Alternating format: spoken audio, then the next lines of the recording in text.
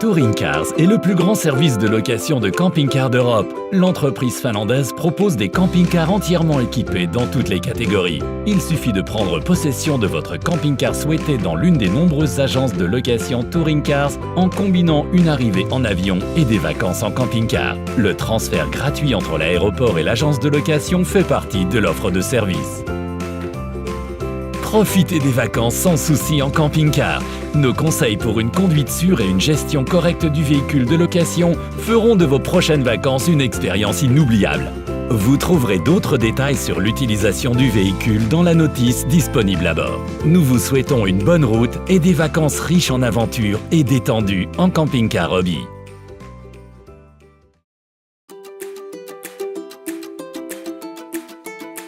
Le véhicule. Familiarisez-vous avec le véhicule avant le départ. Trouvez la bonne position des sièges et le réglage adapté de la ceinture de sécurité. Apprenez à connaître les instruments dans la cabine de conduite. L'écran vous donne des informations importantes sur le véhicule et vous aide dans la navigation. La caméra de recul vous assiste dans les manœuvres de stationnement.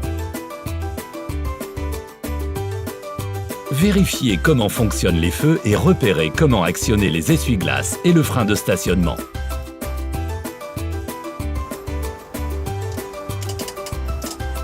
N'hésitez pas à passer toutes les vitesses à l'arrêt. Le bon réglage des rétroviseurs est très important. N'oubliez jamais qu'un camping-car est bien plus grand qu'un véhicule de tourisme ordinaire. En route, une étiquette avec les données importantes du véhicule sur la face intérieure du pare-soleil est très utile.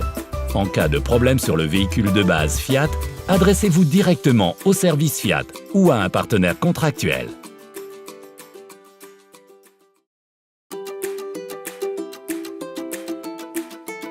Chargement correct.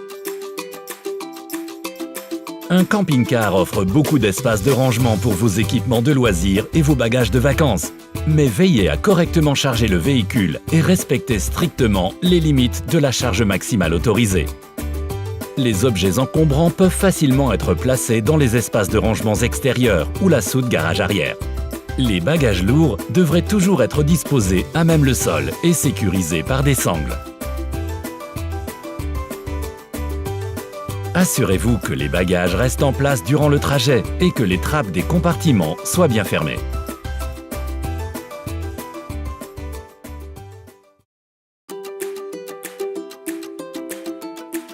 Contrôle extérieur. Préparez votre camping-car pour le départ. Rentrez le store extérieur et remontez le cas échéant les stabilisateurs arrière. Débranchez le câble d'alimentation 230 volts du réseau électrique. Pour ce faire, retirez les fiches côté emplacement et côté véhicule, puis rangez l'enrouleur de câble dans le coffre.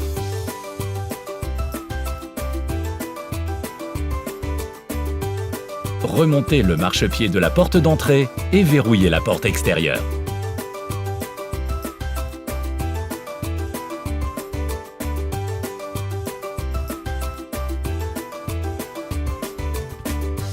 Dans certains pays comme en France, les bouteilles de gaz doivent être fermées durant le trajet, à moins de disposer d'un système de détendeur spécial.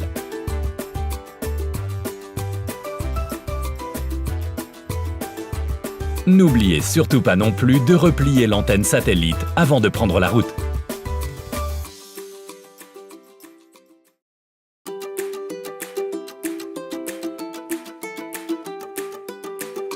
Contrôle intérieur.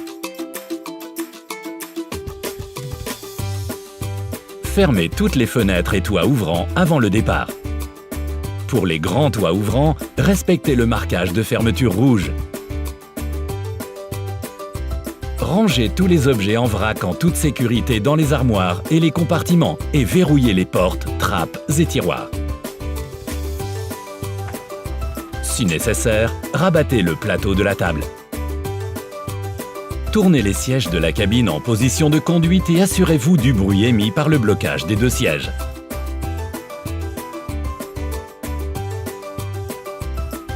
Réglez le réfrigérateur sur 12 volts et assurez-vous qu'il soit bien fermé.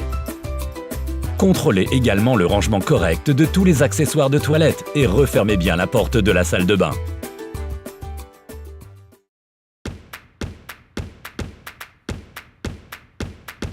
Place assise et conseils de conduite.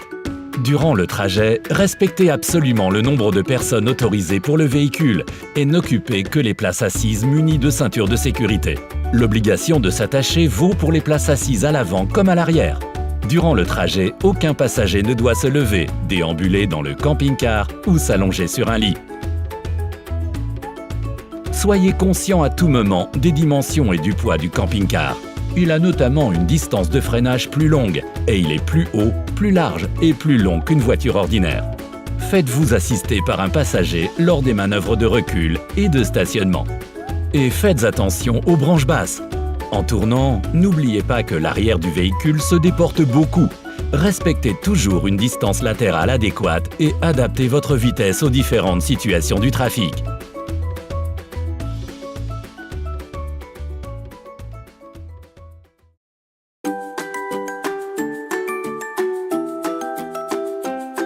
Choix de l'emplacement et fonctionnement à l'arrêt.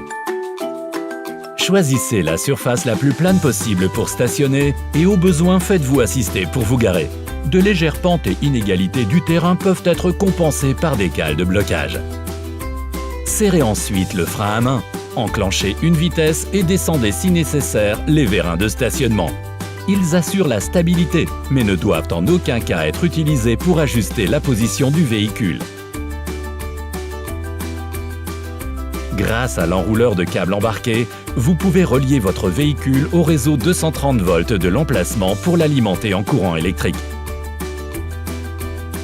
Ouvrez la bouteille de gaz pour assurer l'alimentation en gaz du camping-car.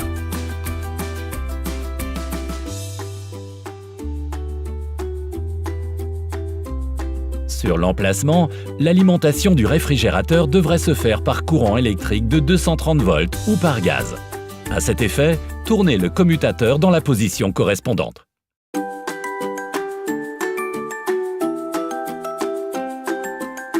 Installation d'eau propre.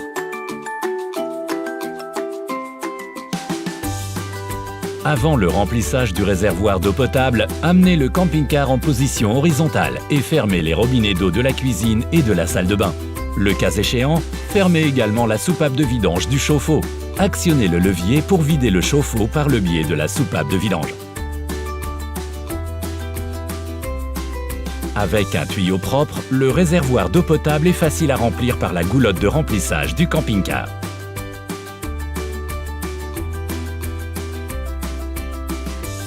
Le niveau du réservoir s'affiche sur le panneau de commande.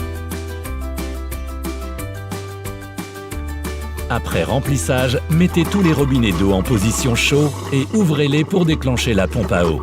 Laissez les robinets ouverts jusqu'à ce que l'eau s'écoule sans bulle de la robinetterie. De cette façon, le remplissage du chauffe-eau est également assuré. Ensuite, mettez tous les robinets d'eau en position froid et ouvrez-les pour permettre le remplissage du circuit d'eau froide. Laissez les robinets ouverts jusqu'à ce que l'eau s'écoule sans bulle de la robinetterie. Pour vider l'eau potable, ouvrez la soupape du réservoir.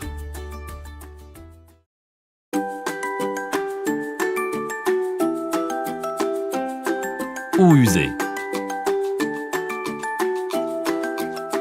Ne vidangez les eaux usées qu'aux aires de vidange prévues à cet effet.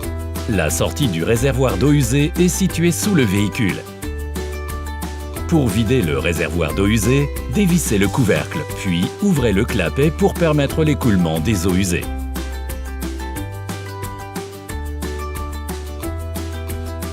Refermez le clapet et le couvercle lorsque le réservoir d'eau usée est complètement vide.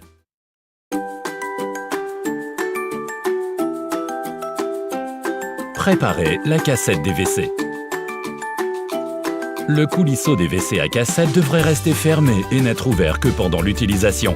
Ouvrez alors la trappe de service de l'extérieur et retirez la cassette avec le coulisseau fermé. Positionnez la cassette à la verticale afin que le raccord de vidange pointe vers le haut. Ouvrez la goulotte de remplissage et introduisez un produit sanitaire adapté dans le réservoir en respectant le dosage indiqué. Puis, ajoutez un peu d'eau jusqu'à ce que le fond de la cassette soit entièrement recouvert. Refermez et rabattez ensuite le raccord de vidange, puis réintroduisez la cassette dans son compartiment. Veillez à sécuriser la cassette avec le support de fixation avant de refermer la trappe de service.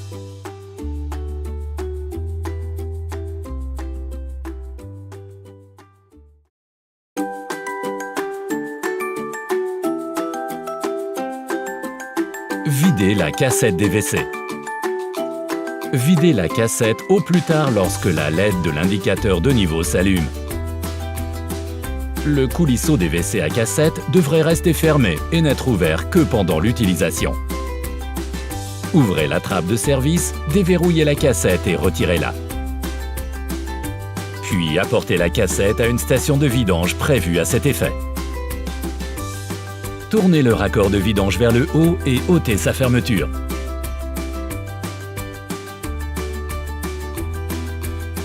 Puis, dirigez le raccord de vidange vers le bas et maintenez le bouton d'aération enfoncé pour vider le réservoir.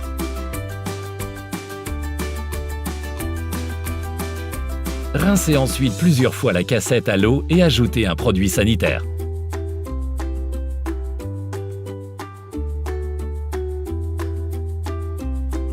Réintroduisez la cassette nettoyée dans son compartiment jusqu'à ce qu'elle s'enclenche dans le support de fixation.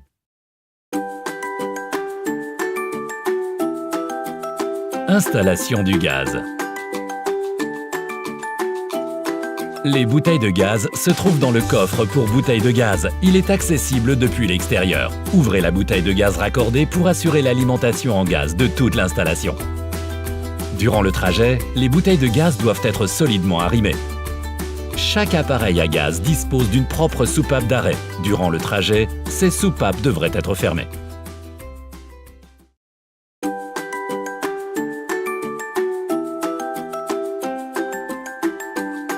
Chauffage. Le chauffage et le chauffe-eau peuvent être réglés au choix par le panneau de commande TFT situé dans l'entrée et le panneau de commande Truma dans la chambre à coucher.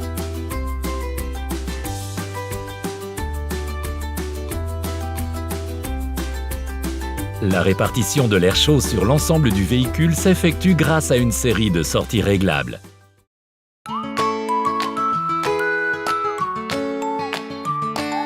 Fenêtres et stores plissés.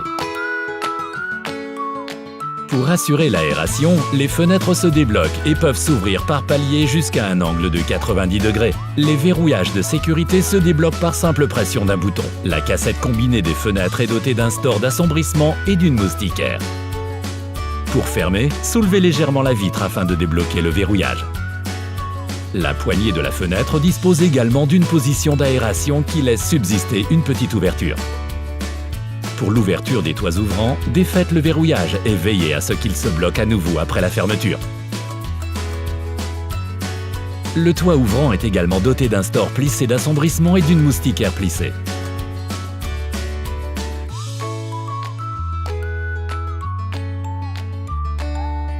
Vous pouvez assombrir la cabine de conduite en fermant les stores plissés des vitres conçues à cet effet.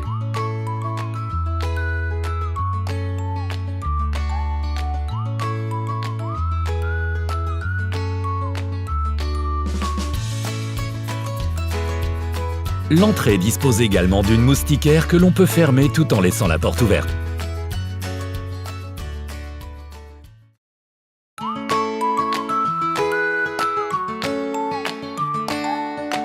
Armoires et tiroirs. Les armoires et tiroirs d'un camping-car offrent de grands espaces de rangement. Vous pourrez y ranger correctement et en toute sécurité vos provisions, ustensiles de cuisine et vêtements. Familiarisez-vous avec toutes les fermetures et poignées, apprenez à connaître leur fonctionnement et veillez au verrouillage de tous les dispositifs de fermeture pendant le trajet.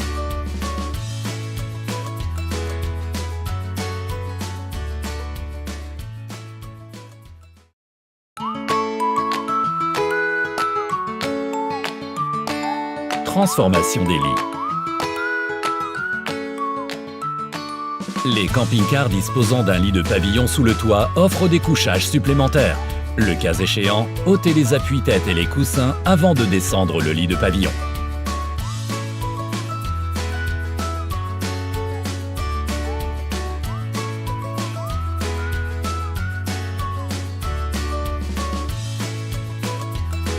Pour la monter, utilisez l'échelle prévue à cet effet et accrochez les filets de sécurité. Ils vous protègent d'une chute. Veillez à ce que le lit de pavillon soit solidement bloqué avant de prendre la route. La plupart des modèles permettent de transformer facilement la dinette en un couchage supplémentaire.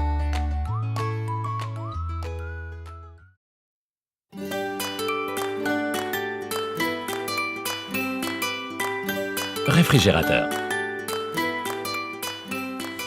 Tous les réfrigérateurs fonctionnent à 230 volts, à 12 volts ou au gaz. Réglez le mode de fonctionnement souhaité au niveau du réfrigérateur. Choisissez le symbole prise lorsque le véhicule est relié par câble au réseau 230 volts de l'emplacement et choisissez le symbole batterie pour l'utilisation durant le trajet. Positionnez le bouton sur le symbole flamme pour faire fonctionner le réfrigérateur au gaz lorsque l'emplacement ne dispose d'aucun branchement électrique. Un bouton rotatif spécial est prévu pour le fonctionnement au gaz. Pressez-le en même temps que le bouton d'allumage et maintenez-les enfoncés tous les deux jusqu'à ce que l'allumage s'effectue et que l'affichage passe au vert. Dans les fourgons, le réfrigérateur Slimline utilise une technologie à compression qui fonctionne à l'électricité. Suivez les indications sur l'étiquette si vous souhaitez retirer le compartiment congélation du réfrigérateur. Veillez toujours à ce que la porte du réfrigérateur soit bien fermée au cours du trajet. Lorsque le réfrigérateur n'est pas utilisé pendant un certain temps, la position d'aération sur la porte devrait être activée.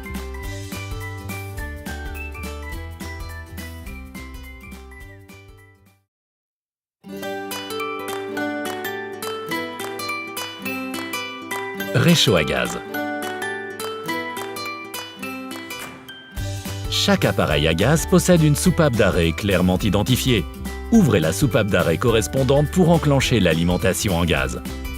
En cuisinant, veillez à un apport d'air suffisant à travers une ouverture de fenêtre ou le toit ouvrant. Les prises de courant au-dessus du réchaud ne devraient pas être utilisées lors de la cuisson.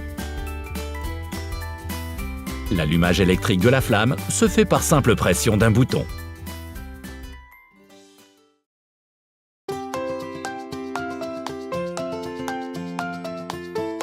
Fonction de base de la salle de bain. Le fonctionnement de la chasse d'eau des WC est électrique. Pressez le bouton à côté des toilettes pour actionner la chasse. N'utilisez que du papier toilette adapté au WC à cassette. Les serviettes mouillées sèchent mieux lorsqu'elles sont suspendues dans la douche. Veillez à ce que la buse de sortie du chauffage soit ouverte. Fermez la porte en vous douchant pour éviter les projections d'eau. Ensuite, remettez la porte de la cabine de douche bien en place.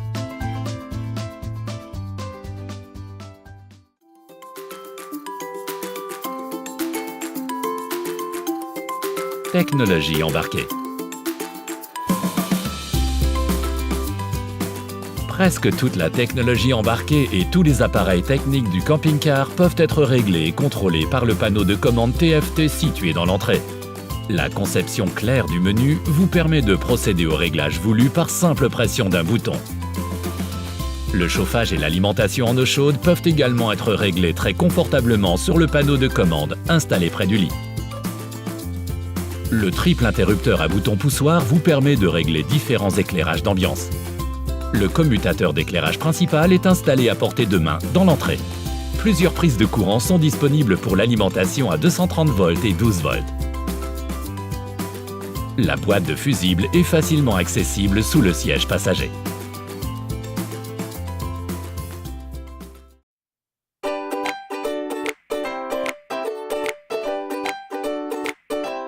Après le voyage.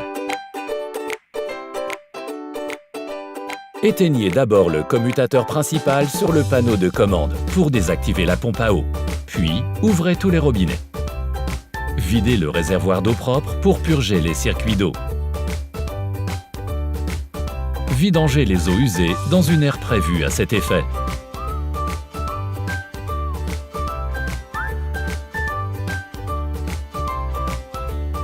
Actionnez le levier pour vider le chauffe-eau par le biais de la soupape de vidange.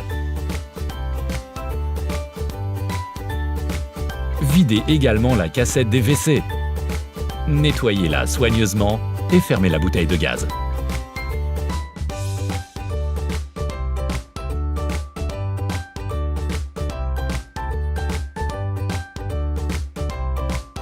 mettez la porte du réfrigérateur en position d'aération pour que l'air puisse circuler à l'intérieur. Lors d'une plus longue immobilisation du camping-car, l'alimentation électrique devrait être coupée au niveau de l'interrupteur de la batterie auxiliaire qui se trouve sous le siège conducteur. Lorsque le véhicule n'est pas utilisé pendant longtemps, comme en cas d'hivernage, il est conseillé d'avoir recours à un déshumidificateur.